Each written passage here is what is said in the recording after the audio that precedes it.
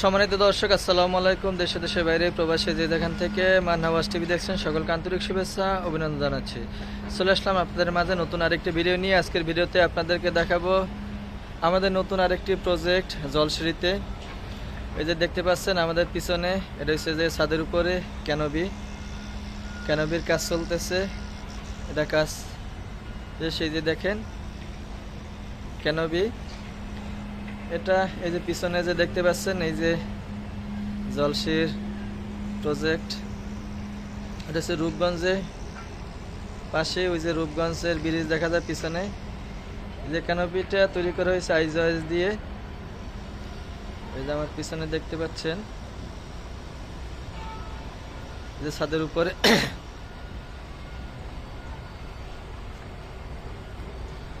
এই যেখানে সম্পূর্ণই স্ট্রাকচারটা আইজয়েস দিয়ে করা হয়েছে সম্পূর্ণ। এই যে দেখেন আমার পিছনে যেগুলো দেখতে পাচ্ছেন সবই আইজয়েস দিয়ে করা।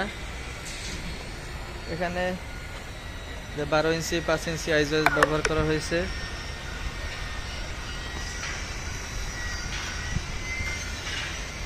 এই দেখেন 10 মিলি মোটা 5 ইঞ্চি 12 ইঞ্চি, এদিকে 12 ইঞ্চি আইজয়েস ব্যবহার করা হয়েছে। উপরে পাইপ দিয়ে ব্যবহার করেছে, 3 ইঞ্চি পাইপ দেওয়া হয়েছে।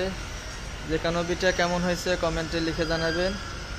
এই যে পিছনে দেখা যায় ভিউটা দেখেন কত সুন্দর, রাস্তাগুলো কত সুন্দর হয়েছে। এই যে দেখেন ওই যে দেখা যায় রূপগঞ্জের ব্রিজ, ওই যে পিছনে দেখতে পাচ্ছেন ভিউটা কত সুন্দর। আর এ ধরনের ক্যানোপি আপনাদের প্রয়োজন হলে ছাদের উপরে এই যে দেখেন কত সুন্দর করে তৈরি করা হয়েছে। এই যে এখানে দেখেন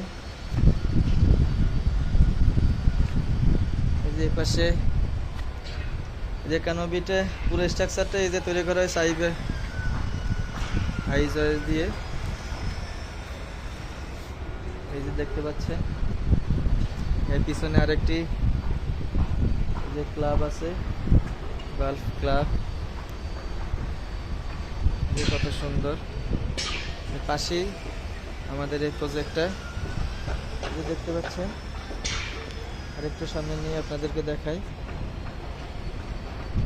এই যে পিছনের মাঠটা কত সুন্দর দেখা যাচ্ছে।